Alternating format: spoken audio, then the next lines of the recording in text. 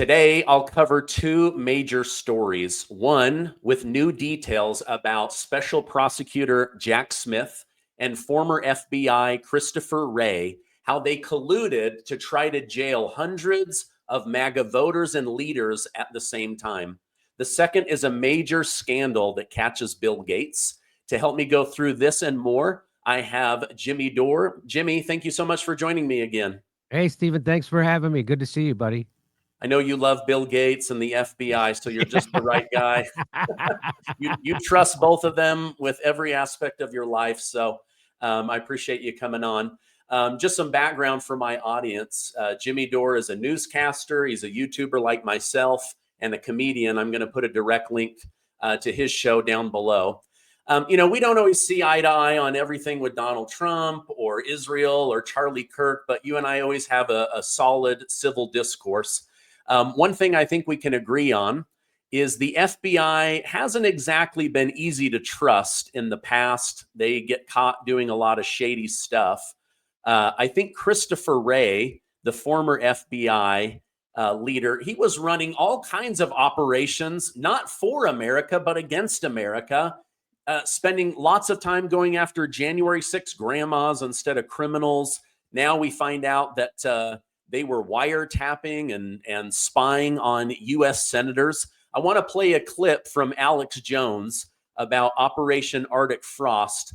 Jack Smith, what we've learned is it was much broader, much more expansive than we ever thought. And remember, this is the same Jack Smith who put the gag order on President Trump, who raided his home. This is the same Jack Smith whose two deputies came in front of our committee and took the fifth 71 and 73 times respectively. This is the same Jack Smith who we already know spied on 8 United States senators. Now we learn all this. And this is why we want Jack Smith in front of our committee in a deposition format after we get the documents, and we can ask him some of the same questions we ask his deputies that they took the fifth to. Like a simple question: was this a political operation you guys are running against President Trump? I exercised my Fifth Amendment liberties. How many other members of Congress did you spy on? I exercised my Fifth Amendment liberties. Those are the kind of questions we want to ask Jack Smith and see what kind of answers we get from the guy who ran this whole operation. One of the biggest bombshells yet, and there's been so many from Tulsi Gabbard's and from these committees, both Grassley's committee in the Senate and Jordan's committee in the House, of Arctic frost and Cross for Hurricane, but now giant, hundreds of pages of Arctic frost. Jim Jordan committee released this with Jack Smith not just going after lawyers and people involved, questioning the election, which is totally illegal, but going after Steve Bannon, people like Ed Martin, people like yours truly without a warrant, getting my cell phone contents. And now we fed this into ChatGPT. I also checked with 2 FBI agents because so much of it's blacked out. The codes, though, tell you what it is. They threw the kitchen sink. This was money laundering investigations, gambling investigations. This was insider trading investigations. This was FBI field officers nationwide told, don't look at January 6th. They knew they'd staged it. They knew we didn't do it. It was find something on them, and they came up with, again, 0. They found nothing, and they were accusing those within the Trump administration and close Trump allies of being criminals, when in fact that wasn't the case. They could have made anything stick. One would have thought it would have been something like these charges that they were trying to bring about, but they weren't able to do just that. A lot of these names that were dropped in the Arctic Frost document dump that came from the Judiciary House Committee yesterday, Chairman Jim Jordan's drop yesterday, outline everything we've kind of already heard about so far, but we're learning more about what Arctic Frost was doing, who it was targeting specifically. We're learning it was much wider. It was much, much wider. Potentially 111 new names of people they were trying to go after. I even saw Harmony Dillon, her law firm, was wrapped up into this as well. A lot of these individuals were getting their financial records grabbed up by this so-called special prosecutor. Now, interesting enough, Alex, your name was dropped in this, and I think that's the key point to this. I talked about it on my show. Barack Obama, when he was occupying the White House, he targeted journalists to find out who their sources were whenever they were covering something. Well, they say Alex Jones's cell phone contents. Yes. Target. It's all a target system. Right. Sorry, that was a little bit long, but we're finding out now the FBI, they were basically spying on, collecting data, trying to dig up trash on 111 people, all connected to Donald Trump, the Arctic frost, the 8 senators, January 6th, Crossfire Hurricane with Obama's permission. what is going on with our FBI going after Americans? This is insane. Well, I don't think it's actually anything new, especially since Donald Trump became president. It's just that's the norm, right? That was Russiagate. Russiagate was concocted by the Clinton campaign and the FBI, basically, and they lied to the FISA court 17 times, as the Durham report revealed. They lied to the FISA court 17 times so they could get a tap on Donald Trump's phone, which meant that they had a tap not only on his phone, but everybody in his campaign's phone and everybody that they ever talked to's phone. It's called the two-hop rule. So they had to lie 17 times so they could phone tap Trump, his campaign, and everybody they talked to. So that's been going on since about 2016. So yeah, this is kind of like par for the course. They staged a crime scene at Mar-a-Lago. The FBI did under Joe Biden. They staged a crime scene, which is why that case got thrown out. And they went after everybody connected to Donald Trump except his children because they knew that would shine a bad light on Hunter Biden. And they didn't want anybody to look into Joe Biden's family, or else they would find unbelievable corruption, which is why Joe Biden had to pardon everybody in his family. So they went after Donald Trump. They went after Donald Trump's lawyers. They went after Roger Stone. They went after his advisors. They put in prison Donald Trump's first campaign manager. They put in prison his second the chief political advisor, Steve Bannon. There wasn't anybody they didn't go after in the political prosecution against Donald Trump, but the media doesn't report it that way. So it's except places like you and places like my show. And so most people think this is the first time they've ever done anything like this. And this is the first time that the FBI is involved in political prosecutions. Yeah. One of the things that I remember, and I didn't pick up on it initially, but they would say, like, you know, thinking that the FBI is being political or going after Trump, that's crazy because Christopher Wray is a Republican. Like, and now we're finding out Christopher Wray, he might be more corrupt than James Comey. The idea that because someone is a Republican means they side with Donald Trump. Well, what wasn't that it wasn't the log. What was it? What was that group they called? It wasn't log cabin Republicans. It was something. The Lincoln. The Lincoln Republicans, right? So there was a whole group of never Trumpers that were Republicans that look at the Cheneys. Look at George Bush. Look at the Cheney. There's a bunch of Republicans who don't want anything to do with Donald Trump and have opposed him. So that was what made Donald Trump such an appealing candidate to a lot of people, was because he was despised by the left and much of the right. And so that's what gave people the idea that he would be a anti-establishment leader and he would go after the deep state. That's what actually. So that idea that because Christopher Wray is a registered Republican, which means he wouldn't go after Donald Trump in a political way, is ridiculous. Yeah. I mean, now we're learning so much about January 6th. He signed off on raiding Mar-a-Lago with guns drawn. He approved this Arctic frost spying on sitting senators in order to try to get them on something. President Trump put out, speaking of Jack Smith, the special prosecutor, not Biden, he is a criminal and should be in jail, a major lowlife and failure, an ugly person, both inside and out. I beat him badly and love watching him squirm now. So he's putting out things about Biden and Jack Smith at the same time. But, Jim Jordan said Jack Smith's two advisors, one pled the fifth, I think 71 times, the other 73 times. They're going to bring Jack Smith in. Don't you think that they're just going to plead the fifth? Or is this his opportunity now in a public hearing to say all of the dirt that he wants on Donald Trump on live TV? You mean Jack Smith has a chance to say all the dirt? Is that what you're asking? Yeah, because he said, yes, I'll come in, but I want it to be a live public hearing, not a closed door hearing. Yeah, well, when they want that, it sounds like they want to do some grandstanding and have some, just like Dr. Fauci when he would tell Rand Paul, you don't know what you're talking about. And of course, he was lying. Dr. Fauci was lying, but he knew that would be a good clip for the TV shows. And so he said stuff like that. So maybe Jack Smith is going to come in with a bunch of, talking points like that, a bunch of clips like that. Will he go into detail? I don't think so, because it'll expose him he's a criminal. And so he would be smart not to do that. He would be smart to just plead the fifth because he is a criminal. And it's pretty obvious that he's a criminal. He staged that crime scene. All these prosecutions were political, and it would open him up to, legal trouble. So if he's smart, I think he would probably, which I don't think he is that smart. That's Yeah. the thing. I don't think these guys are that smart. They got beat by Donald Trump. Yeah. Yeah. Well, Van Jones said, I think he might be smarter than all of us, meaning the media, because he is the master troller. He just loves to get under their skin, and they don't seem to get it. I mean, they're just always mad at him about something. I want to switch gears with you. Bill Gates. This is a man who he's bought off the media, $300 million donation, and suddenly nobody talks bad about him or does any kind of real journalism about him. I personally think that he's a bad guy. He has spent billions of dollars to control government energy policy. He's spent billions of dollars driving fear into the hearts of people and children that planet Earth is bad. Everyone's going to die in a new flood, that, the pollution's going to kill all of us.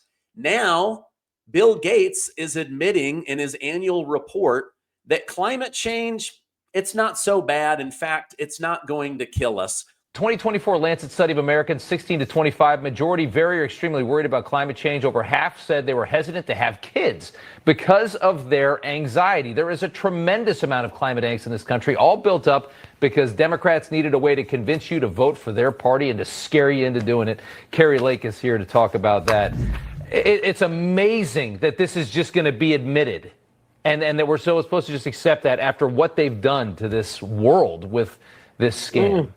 What they've done, I mean, you think about what they did to the young generation who's so afraid that the world, can you imagine as a kid, every day in school you're hearing about the world's going to come to an end, the climate's going to be destroyed, they're not going to have clean air to breathe, et cetera, putting a lot of paranoia in our kids about this climate hoax. And then not to mention the trillions of dollars spent and the way that it was starting to destroy our economy and the United States. So finally he admits it. I think it's coincidental that a day ago, I think 24 hours ago, Chuck Grassley and the Senate Judiciary Committee announcing investigating Bill Gates Foundation for $23 million. I think it was that. Maybe it was even more than that in grant money given to the CCP. So I think he's in a lot of trouble right now. And he's watching, as we all are, as more and more documents are being declassified. When we get documents declassified on the climate hoax, he's probably trying to get ahead of what happens then. Boy, I tell you what, I mean, it is unbelievable. It really an indication how far the left will go to win. We know they'll say anything. They'll scream fascist. They'll scream Nazi. They'll lie. They'll make you think the world is going to come to an end just to get your vote, to scare you into the polls. Carrie Lake, good to see you. All right. So Bill Gates gets busted helping communist China get $23 million in taxpayer-funded grant money. And then now his annual report saying, climate change that I've spent billions of dollars harassing people and governments and media, it's not going to kill us. Your thoughts on that? Well, I think every time Bill Gates gets introduced on a news show, they should introduce him as Bill Gates, high school dropout or college dropout, Bill Gates, or maybe they should say Bill Gates, not a doctor or a scientist. Let's bring him on to talk about vaccines and climate change. How about Bill? It's just amazing to me, but that they just keep going to Bill Gates as if he's some kind of authority on anything, and then the only authority he has is that he's a monopolist who figured out how to scam them billions of dollars. You don't make billions of dollars, you scam billions of dollars, which he did, and because he doesn't write code, he stole that code, and so anyway, I just think it's so annoying to me to see people treat Bill Gates as if he's some kind of authority on anything.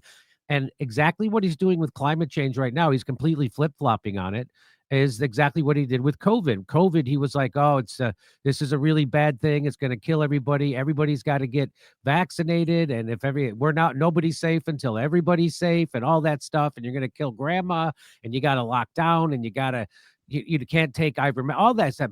Every fear-mongering thing. And then as soon as he cashed in his stock for Pfizer, he started saying, yeah, it turns out we were wrong. The COVID had a very low infection fatality rate. It wasn't deadly, and that it affected most of the elderly like the flu, but a little different. So so he's doing that same flip right now with climate change. And this whole thing about, these guys like Bill Gates taking private jets to meetings with other people taking private jets to the meeting to discuss how we're going to fight climate change is one of the funniest things in the world. And it never involves them stopping their own jets, right? Well, we can't. Nothing ever happens to their lifestyle, but they want me living in a storage container in a 15-minute city, driving electric scooters and eating the bugs that hit me on the face as I drive around the city. That's what. You can believe in climate change as an existential threat or not, but the thing that is clear is that the remedies that people like Bill Gates have been pushing have been lies. Those are not there to help you or to help fight climate change. They're there for control, because if they really feared existential threat from climate change, they would stop buying seaside mansions. Remember, they said that sea rise is what the biggest threat from climate change, and then they all buy beachfront property like Barack Obama, John Kerry, Jeff Bezos, Bill Gates, and then they all fly around the world in private jets. So they've always been hypocrites and liars about this. That's what I say. And so now Bill Gates completely flipping his tune. And of course, he's going to get positive coverage, as you stated, because people don't know this, is that as soon as they started doing critical stories about Bill Gates about 25 years ago in the media, he started buying off the media. PBS, they didn't have a science report until he gave them the money for it. So he funds he'll fund a vaccine development, then he'll fund the TV coverage of it, and then he'll fund the NGOs that distribute it. So it's he's a one-stop monopoly for all kind of stuff like that. And it's nice to see that finally I think that this flip-flop is going to get a lot of people angry at him, and he's going to get bad press, maybe for the first time in 25 years. That's my fingers crossed moment. But he's definitely a megalomaniac, psychopathic liar. Yeah. I like how, he goes on a jet and he'll create more pollution than all the people in the room that he's speaking to. And then they ask him, how do you feel good about this? And he's like, oh, well, I buy carbon credits. Carbon offsets. And I plant trees. And it's like, what?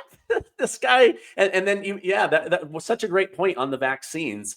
It was like, everybody must get this. There's literally no other drug. The only way out of this is through the vaccine in your arm. As soon as he gets his paycheck, he's like, boy, those were terrible. They really did not work the way we wanted. I mean, like, such hypocrisy. But then you find out $300 million donation to the media. And I mean, we've all heard it.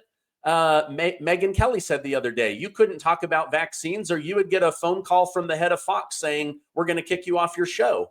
You couldn't talk bad about certain people. Remember on Fox News, we're not going to talk about George Soros.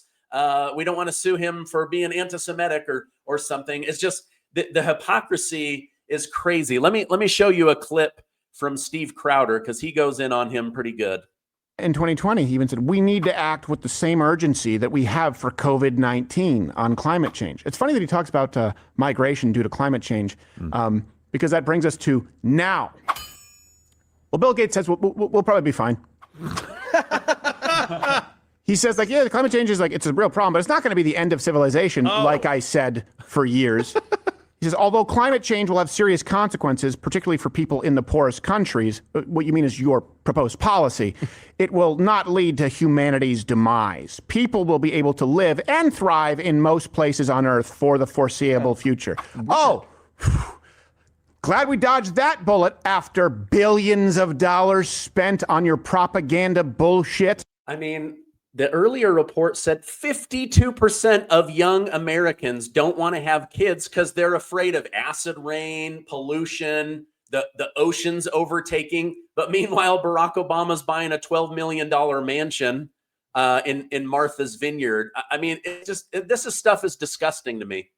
Well, remember when Barack Obama went to Africa and he gave a speech? And I'm pretty close to verbatim. He said, I know everybody here wants to have their own air conditioner and a car, but you can't, because if you do, the planet's going to overheat. And so he's telling these people in Africa, you can't have what I have. So he has 3 mansions. How many air conditioners you have in each one of those mansions? At least maybe 3 or 4 central air units in each one of them. So he's probably got about 12 air conditioners to his name. Plus he flew home from that speech in a private jet to a seaside beachfront property, which he says climate change is raising the sea levels, which turns out it's not. They've been lying about that. I don't know if you saw Michael Schellenberger's reporting on that he caught the climate change people lying about there has been no sea level rise. And so anyway, yeah, it's Barack Obama, it's Bill Gates, and this idea. Bill Gates said 2 things about trees. So when he gets confronted about flying on his private jet, like he took a private jet to Kenya, and he said, "Oh, I buy carbon offsets. That they plant trees that far exceeds what my carbon footprint is on this trip." But he's also saying, yeah, people said, "What, shouldn't we just plant a lot more trees? Wouldn't that fight climate change?" And he said, "No, are we going to be the science people or not? It's not about planting trees." So he'll say whatever to say, and he'll say it in a convincing way if it'll make him more money. So at that point, he must have been pushing some kind of climate change energy that he was invested in, and he didn't want people planting trees because that would cut into the money he's going to make on his climate change energy. So he lies and says, "No, we got to be the people of science, and it's not about planting trees." And then when he gets confronted over his air travel, which one of his jet travels burns more carbon than my car does in my lifetime, then he says, "Oh no, I'm planting trees. I'm doing carbon offsets," which to me is a lot like Jeffrey Epstein saying, "I buy offsets." That's what it sounds like to me. Yeah. Oh gosh. Too true and too funny. So President Trump decided to weigh on this. He said, we just won the war on the climate change hoax. Bill Gates has finally admitted that he was completely wrong on the issue. It took courage to do so, and for that we are grateful. MAGA. I mean, why does Trump keep inviting this guy to the White House? But here we go, right in public, just blasting him to his face. That is interesting, and I think it's because everybody needs a favor from the president, right? That's what I think. That's why Bill Gates keeps showing up, and he's the second richest or third richest guy in the entire world. So I guess that's why he keeps getting invited. Trump's a very transactional type guy, so I'm sure he gets something from it every time he brings him to the White House. I don't know what, but he's a very transactional guy. Yeah, I think it's great that Trump ripping him publicly. And I think it's great that he has him to the White House while he still has RFK Jr. as the head of HHS, which is the biggest bright spot in Trump's presidency right now is RFK. And you see what they're doing to him. But again, maybe they'll start reporting climate change in a more honest way. Is there a slight warming of the planet right now? Yes, but they don't also tell you that they did a 500 million year study, and it turns out the Earth has been much warmer most of the time than it is right now. That ice caps are a recent development in the world's history. That for most of our history as a planet, we didn't have ice caps, and we're actually in a cooling phase. And we're in the middle of ice ages. They don't tell you any of this stuff. So maybe they'll start reporting it in an honest way. And sea level rose in San Francisco by 800 feet since 12,000 years ago. That was before anybody started burning oil or coal or gas, and it rose 800 feet. So I don't think you can. So this idea that we're going to control the climate, I think, is foolish. And by the way, the more carbon gets pumped into the atmosphere, there's been a greening of the planet. I don't know if you know about this, but they've done, even NASA released studies that they tried to bury that says, since there's more carbon in the atmosphere, what does it do? That's necessary for plant life. So there's way more plant life in the world in general than there was 25 years ago because there's more carbon. In fact, the land surface is as big as the United States. That's how much more greenery there has been added to our planet since 25 years ago. So hopefully they'll start reporting it more accurately, this fear mongering about climate change. And maybe Bill Gates finally did something good, but there's a nefarious reason. He's doing this because he wants to take people's shift off of climate change and put it towards vaccines where he's making more money. That's my best guess is. Yeah, I mean, he's openly admitted vaccines are his most lucrative investment ever. And so he's going to just double down on that. As long as God gave you arms, you need shots in them, right? So, and you know, I'm just grateful that dinosaurs bought all those carbon offsets 65 million years ago, because otherwise we would really be screwed We'd be in right trouble. now. Yeah. Yeah. So, speaking of green energy, I don't know how this is possible, but under Gavin Newsom, California's retirement fund lost 71% or $468 million in clean energy, and they don't know how. Like they're just saying, we don't know how we lost 71% on the greatest thing since sliced bread, $468 million that retirement people won't get. Don't you think it's because they're just not getting all that free money from the government for all this bogus green energy bullcrap? Yeah, that's what it's. Why I didn't hear that about that story. There's lots of horrible things happening in California. If you want to see what it looks like if everything was run by Democrats, come to California. And it's not a pretty picture. I'd say they can't put out fires. They lose 71% of their retirement fund. Uh, they don't know how they spent $24 billion on homelessness with nothing to show for it except a worse homelessness problem. So it's when you have a one party rule, it's nonstop graft, and that's what's happening in California, and that's certainly what's happening with this loss of green energy, this money, the fires not being put out that are unable to, no water coming out of the fire hydrants, draining of reservoirs right before fire season in Southern California. And the lady who actually runs the water in Los Angeles makes $750,000 a year. No kidding. And we haven't heard a peep from her since the fires. Nothing. She's gone underground, and nobody has to answer any questions about the fires, which is amazing. But anyway, yeah, I bet you that is what it is. And this isn't just in California that the clean energy movement is turning out to be a scam. Right? As you know, even Michael Moore had that movie where he showed that, and people tried to get it censored, his movie. The people on the left tried to censor Michael Moore for telling the truth about climate change, and green energy actually took more fossil fuels to produce than their carbon footprint was bigger and all this stuff. And you can't recycle windmills and all kind. And so they have to, and then when the wind doesn't blow and the sun doesn't shine, they have to be hooked up to fossil fuels anyway, and all this. So it showed that green energy was not what it was pitched to us as. It's not what it was sold to us as, and it turns out it's not efficient, and lots of them go out of business and go bankrupt. And so right now there's a big there's a solar panel farm. When I fly over to Las Vegas from Los Angeles, you see this giant solar, and turns out they're getting rid of that because it's not economical, and it's not working, and it's killing a lot of birds. And so they're getting rid of that. So, yeah, I didn't know that, but wow, that's a great story.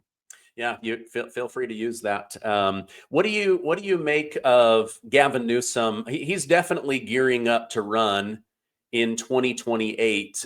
But do you think most of America will support him? I mean, I would have said no, but now, like, everyone that said Zoran Mamdani was a horrible candidate, they're now saying he's the future of the political party. Some of the biggest podcasters on the left are saying, if you don't become more violent, more in the face of MAGA, more like Mamdani, then we're dropping you from the party.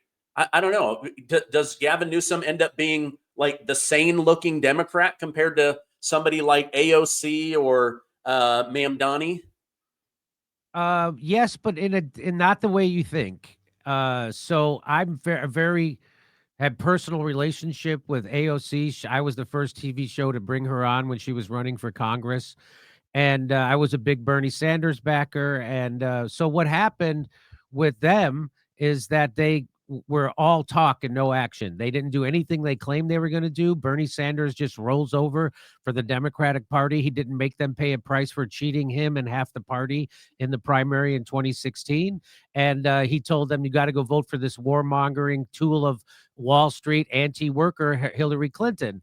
And they're not anything you think they are. Now Bernie Sanders and AOC are out there fighting. They're on an anti-oligarch tour. But of course they weren't for the 4 years that Joe Biden was president and the Democrats were in control, because they love those billionaires. They love and more billionaires supported Kamala Harris and Joe Biden than supported Donald Trump. So they're all phonies. That's my point. They're phonies. They're actually not going to be, because if Bernie Sanders actually did what he said he was going to do, they would kick him out of the party.